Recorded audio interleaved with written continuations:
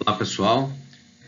Vamos dar continuidade ao nosso curso de métodos numéricos de previsão de tempo, continuando com o assunto que nós temos tratado nas últimas aulas, que é a questão de como avançar no tempo.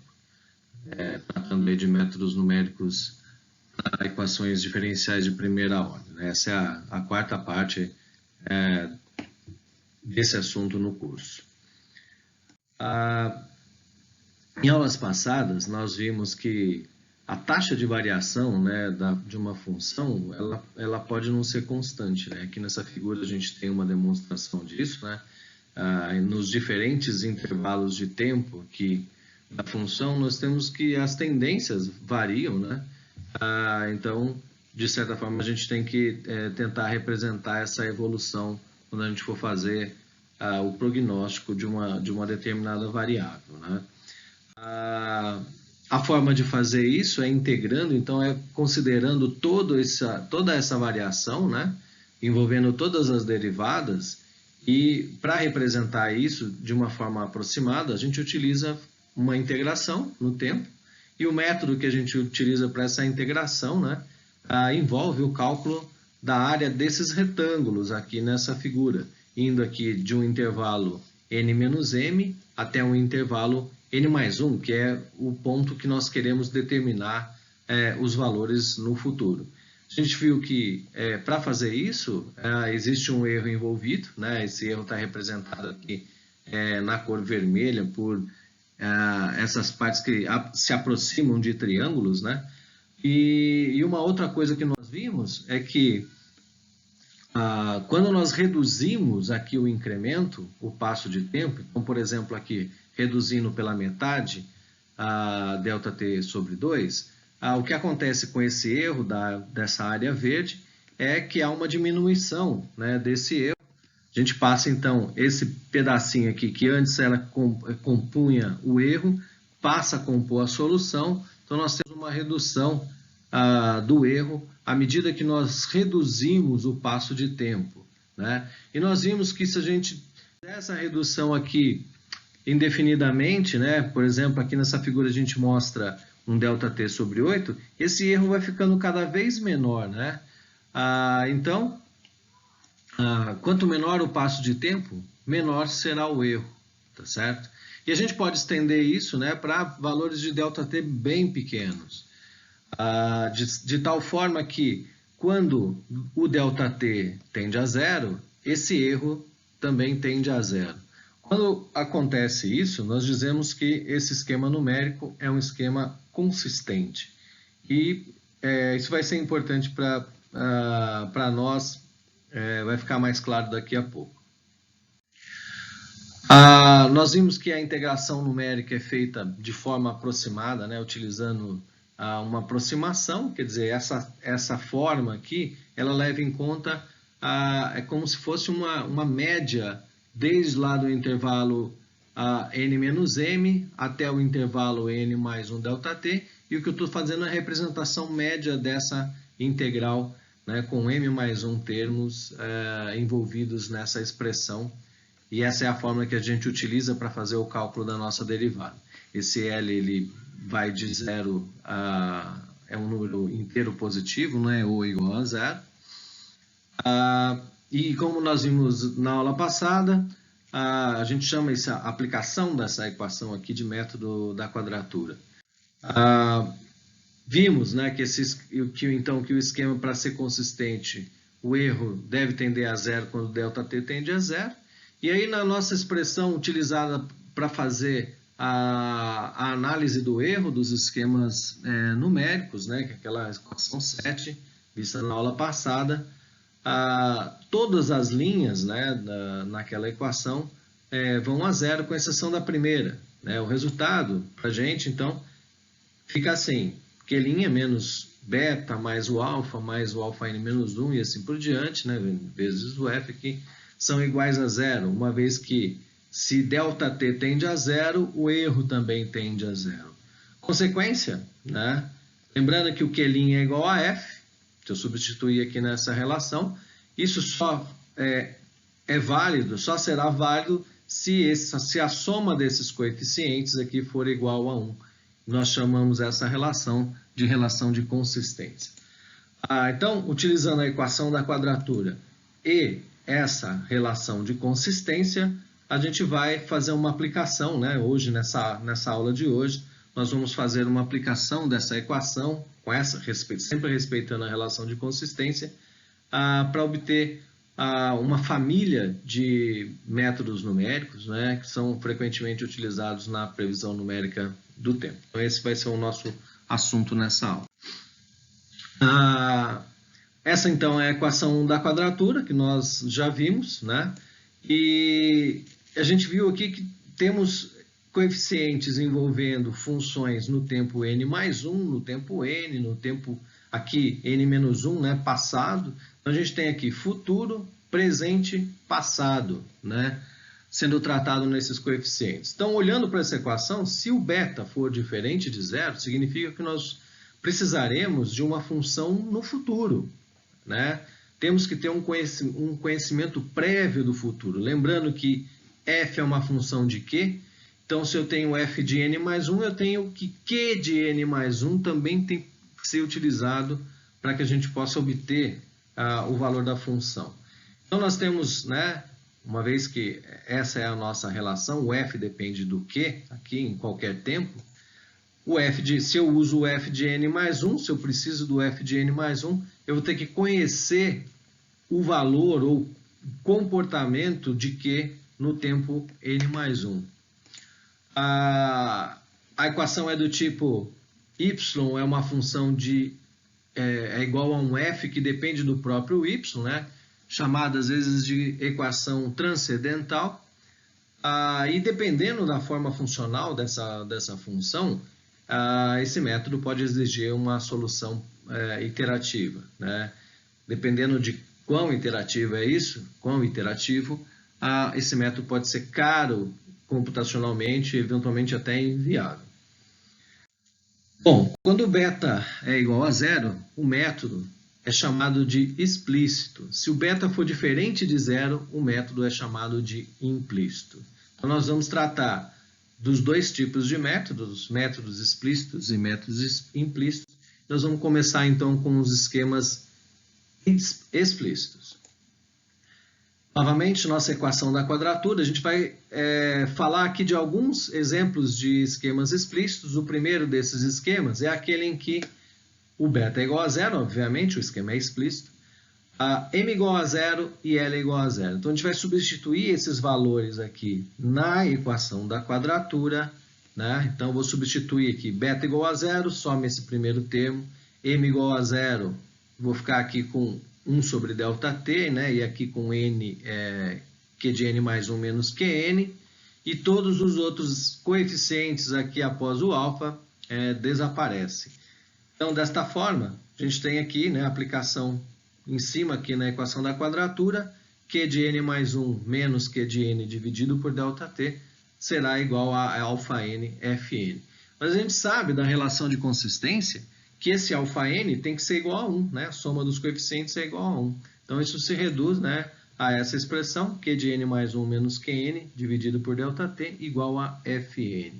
Se nós escrevermos aqui numa forma que nós vamos utilizar depois para fazer a programação disso, para colocar isso em um código numérico, então q de n mais 1 vai ser igual ao qn mais o Fn ΔT. Então, para determinar o futuro, eu vou utilizar o presente e uma função, né, a forma funcional aqui da tendência dessa variável no presente. Qual é o erro de truncamento nesse esquema? Se nós voltarmos à equação 7, né, a equação 7 era aquela equação complexa, com muitos coeficientes, mas basta substituir os valores. Então, o que acontece? Beta é igual a zero e todos os coeficientes aqui dentro são iguais a zero, sobrando apenas o αn, né? Então, eu vou fazer isso em todas as expressões. Aqui, m igual a zero, né? Então, eu tenho uma simplificação aqui nessas expressões, vou aplicar isso em todos os termos. Se nós fizermos isso, eu fico com o Q', aqui o termo único que sobra é o alfa, então fica como igual ao F. No termo em ΔT, que é duas linhas, o primeiro termo se mantém, uma vez que m é zero, então isso aqui dá 1 sobre 1, né? 1 vezes meio, é o próprio meio, e os outros coeficientes são todos iguais a zero, então desaparece. ΔT ao quadrado, nós teremos aqui também, como esse termo, o m é zero, eu vou ter 1/3 aqui, todos os termos desaparecem, e assim por diante. Então, se nós olharmos aqui nessa expressão, nós vemos que ela fica bem simplificada, né? E uma coisa que a gente vê aqui é a ordem, né, desse ΔT aqui nessa expressão que nos fornece diretamente o erro de truncamento. Então, como Q' igual a F, esses dois termos aqui se anulam, né? Então fica ΔT, Q duas linhas, vezes meio, mais ΔT ao quadrado sobre 2 fatorial, Q três linhas, vezes 1/3, mais ΔT ao cubo, ΔT à quarta, ΔT à quinta e assim por diante. Quer dizer, esse termo todo aqui é o que a gente chama de erro de truncamento. Qual é a ordem desse esquema? A potência, né, do primeiro valor de ΔT que aparece, a menor potência de ΔT que aparece no erro de truncamento. Portanto, a menor potência aqui é ΔT. Esse esquema vai ser de ordem ΔT, ou também chamado de esquema de primeira ordem. Um outro esquema explícito, bastante utilizado, o esquema Adams-Bashford. Nesse esquema, né, o beta é igual a zero, como nós já tínhamos visto, é um esquema explícito, m igual a zero e L igual a 1. Então, a equação da quadratura, substituindo esses valores na equação da quadratura, nós ficamos com Q de n mais 1 menos o Qn, dividido por ΔT, alfa n Fn, L1, eu vou pegar o primeiro termo aqui, alfa n menos 1, Fn menos 1. Da relação de consistência, a gente sabe que a soma desses coeficientes tem que ser igual a 1. A gente pode escolher qualquer valor, então, de alfa n e alfa n menos 1, que satisfaça essa relação de consistência. Uma possibilidade, por exemplo, é alfa n menos 1 igual a menos meio e alfa n igual a 3 meios.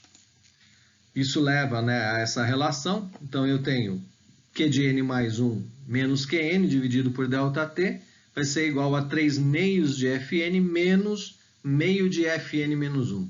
Observar aqui que esse termo envolve uma informação do passado. Qual o erro de truncamento desse esquema? Voltando lá na nossa equação 7, né? Se nós aplicarmos esses valores de alfa n menos 1 e alfa n, sem definir um valor específico, ou seja, de forma genérica, né, sem escolher o valor desses coeficientes, a gente obtém essa relação aqui, né? Então, Q' menos F, né, e aí os termos envolvendo ΔT. Primeira potência, segunda, terceira e assim por diante. Sem substituir os valores do alfa n, o que a gente observa nessa relação é que nós temos um esquema em que a primeira potência de ΔT, aqui na expressão que envolve o erro, é 1. Portanto, de forma geral, esse esquema pode ser considerado como um esquema de primeira ordem. E olha que interessante. Se nós escolhermos, então, os coeficientes de forma adequada, então, por exemplo, os valores que eu havia mencionado antes, alfa n menos 1 igual a menos meio e alfa n igual a 3 meios, o que acontece é que o erro de truncamento muda.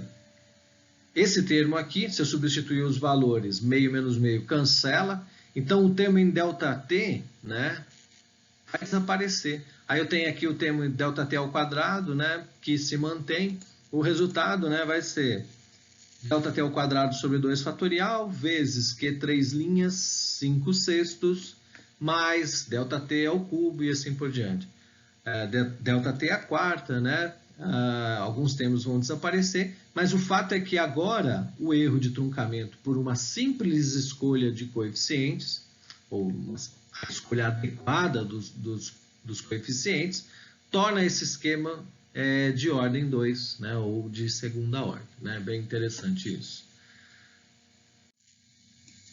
Um outro esquema explícito muito utilizado, chamado de esquema Leapfrog. Nesse esquema, o m é igual a 1, o L é igual a 0. Se nós aplicarmos esses valores na nossa equação de quadratura, chegamos a essa expressão, Q de n mais 1 menos o Q de n menos 1, dividido por 2 ΔT, igual a alfa n Fn. Pela relação de consistência, sabemos que esse valor é igual a 1. Então, a expressão se reduz aqui a isso, né? Q de n mais 1 menos o Q de n menos 1, dividido por 2 ΔT, igual a Fn. Se nós escrevemos aqui na forma que nós utilizaremos posteriormente para programar essa evolução, Q de n mais 1 igual a Q de n menos 1 mais Fn 2 ΔT. E aqui a gente observa o futuro, o passado e o presente. Temos aqui o que a gente chama de esquema de 3 níveis, né? 3 níveis de tempo, né? É um esquema bastante utilizado porque ele envolve poucos cálculos, né? Qual é o erro de truncamento? Voltando aqui à expressão 7, né? E substituindo os valores, ficamos com essa expressão. Primeiro termo aqui vai a 0, né? O segundo termo é diferente de 0. Consequentemente, nós temos que a primeira potência no erro de truncamento é igual a 2. Portanto, esse é um esquema de segunda ordem, um esquema de ordem ΔT ao quadrado, né? Que é um esquema de segunda ordem com poucos cálculos. Alguns exemplos de esquemas implícitos, ou seja, quando o beta é diferente de 0. O primeiro deles é o esquema trapezoidal implícito, chamado de trapezoidal implícito, em que m igual a 0 e L também igual a 0. Se nós substituirmos na equação da quadratura, esses valores, chegamos nesta expressão, Q de n mais 1 menos Qn dividido por ΔT será igual a um beta Fn mais 1 mais um alfa n Fn. Observem aqui que envolvemos um termo no futuro, tá? E 2 coeficientes. Pela relação de consistência, a gente sabe que a soma desses coeficientes tem que ser igual a 1. Uma das possibilidades é, por exemplo, fazermos aqui o beta igual a meio e o alfa igual a meio. Poderia escolher qualquer outra situação, né? Se nós fizermos isso, chegamos aqui nessa expressão, né? Meio de Fn mais 1 mais o Fn. E escrito na forma adequada para a programação, temos aqui um termo no futuro, que é de n mais 1, termo no presente, e aqui esse termo que indica a tendência da variável, envolvendo um termo no futuro e outro no presente, tá certo? Então, esse é um exemplo de esquema trapezoidal implícito. Como fica o erro de truncamento desse esquema? Voltando lá na nossa expressão 7, substituindo os valores, então eu fico com Q' menos F mais ΔT, que duas linhas. Aí eu tenho aqui, substituindo os coeficientes, meio menos meio, né? Então, esse termo vai embora, fico aqui com um termo que é diferente de 0 e assim por diante. Resolvendo, então,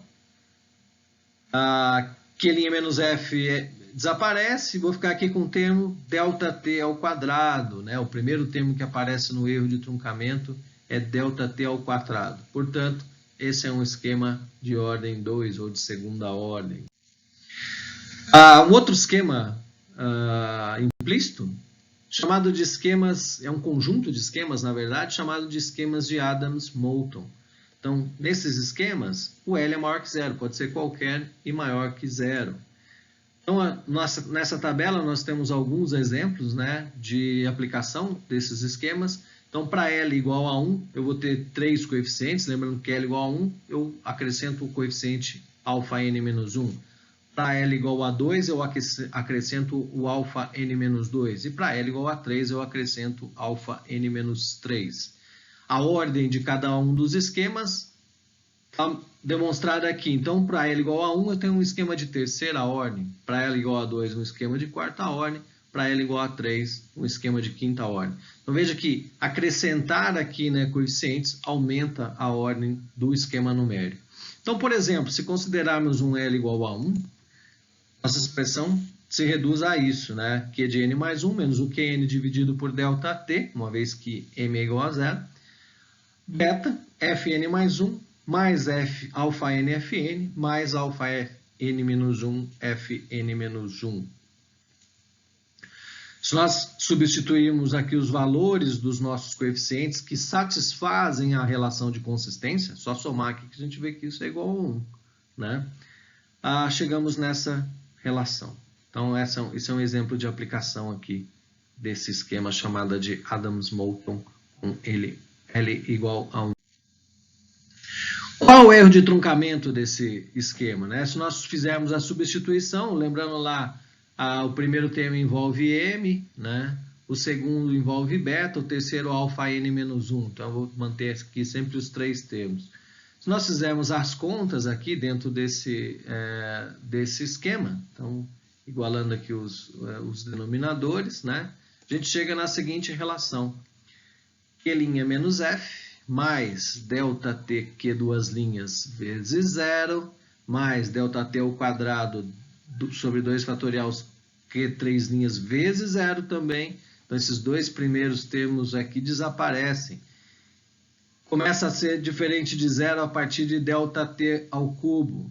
Assim, tem esse termo, menos ΔT ao cubo sobre 3 fatorial, que 4 linhas sobre vezes 3 dozeavo, mais termos de ordem superior igual ao erro. Portanto, a potência mais baixa de ΔT, que aparece no erro de truncamento, é igual a 3. E assim, esse é um esquema de terceira ordem, ou ordem ΔT ao cubo. Vimos que esquemas implícitos podem ser muitas vezes difíceis de resolver e podem exigir métodos interativos, né? Esses métodos iterativos são chamados também de corretores do preditor. Por quê? Ele funciona, né, como eu já havia dito, ele funciona da seguinte forma. Eu aplico primeiro um método implícito, eu aplico primeiro um método explícito e corrijo o resultado desse método explícito com um método implícito. Então, eu vou partir sempre de um esquema explícito, né, como um avançado de Euler, por exemplo. Então, na nossa equação da quadratura, né, eu parto de um método explícito para resolver. Tenho esse termo, né, se eu considerar aqui, nesse exemplo, eu tenho beta e tenho alfa, o beta envolvendo um termo em Fn mais 1. Esse f de n mais 1, eu vou resolver, vou substituir por uma solução com um método explícito. Então, vou chamar isso de Fn mais 1 estrela, que é uma função de Q de n mais 1 estrela. Esse estrela indica que eu resolvi esse problema usando um método explícito. Então, por exemplo, um avançado de Euler, né, é um primeiro chute, né, para essa solução. Tendo esse primeiro chute, eu pego o valor, né, que eu obtive aplicando o método explícito e vou resolver novamente, fazer um novo cálculo melhorado ou uma correção, né, desse preditor com o método implícito. Então, mais ou menos esse é o procedimento. Exemplos de esquemas iterativos. O primeiro deles é o que a gente chama de esquema atrasado de Euler, né, mais conhecido como esquema de Matsuno, em que beta é igual a 1, m igual a 0 e L é igual a 0. A gente já vê aqui, se beta é igual a 1, os valores de alfa todos desaparecem, todos são iguais a 0. Então, nesse caso, né, a nossa expressão que antes continha os dois coeficientes, esse coeficiente desaparece, uma vez que alfa é igual a 0, e eu fico só com um termo em Fn mais 1 estrela. Onde esse Fn mais 1 estrela vai ser obtido usando um método explícito, o esquema avançado de Euler. Ou seja, eu resolvo f de n mais 1, né, com essa expressão, que é um método bastante conhecido, que é o avançado de Euler. Com esse valor, eu substituo de novo na expressão e faço novamente o cálculo e obtenho um resultado que seria um valor corrigido, né? Exemplos de esquemas iterativos. Outro exemplo de esquema interativo seria um esquema chamado de Ryun, ou também chamado de Rugenkutta de segunda ordem, em que o alfa e o beta são iguais a meio. M igual a 0 e L igual a 0. Então, nesse esquema, se nós substituirmos esses valores, a gente chega nessa expressão. A beta de n mais 1, Fn mais 1 estrela, mais o alfa n Fn. Isso se reduz a meio usando os valores aqui fornecidos de alfa e beta, a meio de Fn mais 1 estrela mais Fn. Esse Fn mais 1 é obtido de forma iterativa pelo método avançado de Euler, ou seja, F de n mais 1 estrela é igual ao Q de n mais 1, que é igual a Qn mais Fn delta t, que é o avançado de Euler. Vou pegar esse valor e vou substituir na expressão e fazer novamente o cálculo. Então, eu melhoro esse resultado. E um aspecto importante é que, embora o esquema não requeira uma informação do passado, ele é um esquema de segunda ordem, pelo número de iterações que nós estamos realizando. Então, essa é uma conclusão que a ordem do esquema numérico ela pode ser aumentada, né, simplesmente se nós incluirmos algumas iterações adequadas. Um último esquema que nós vamos mostrar aqui é chamado de esquema Rugenkutta, um esquema de quarta ordem, né? Nesse esquema, a gente tem a seguinte expressão: Q de n mais 1 igual ao Qn, mais um termo aqui que envolve 4 coeficientes. E esses coeficientes são obtidos de forma iterativa da seguinte maneira: o K1 vai ser obtido através de uma função no tempo n delta t, então o f depende de Qn e de n delta t. O K2 vai ser calculado, é uma função do valor K1, né? Desta forma aqui eu tenho Qn mais K1 delta t sobre 2, no tempo n mais meio delta t. O K3 envolve o termo K2, né? Da seguinte forma, é uma função que depende de Qn mais K2 delta t sobre 2 no tempo n mais meio delta t. E um quarto coeficiente que depende do terceiro, né? Obedecendo esta relação f, é uma função que depende de Qn mais Q3 delta t no tempo n mais 1 delta t. Então eu preciso fazer aí 4 iterações para obter o valor Qn mais 1. A gente vai voltar nesse esquema de Rugenkutta posteriormente, fazendo uma aplicação desse esquema.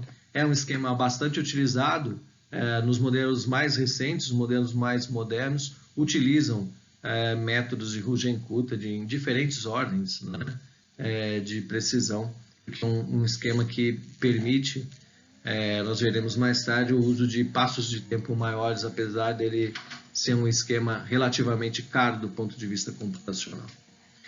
Esse esquema vai ser excelente se esse f tiver uma forma simples, mas pode ser impraticável se esse f for muito complicado. Então, isso é uma coisa que a gente tem que levar em conta antes da aplicação desse esquema.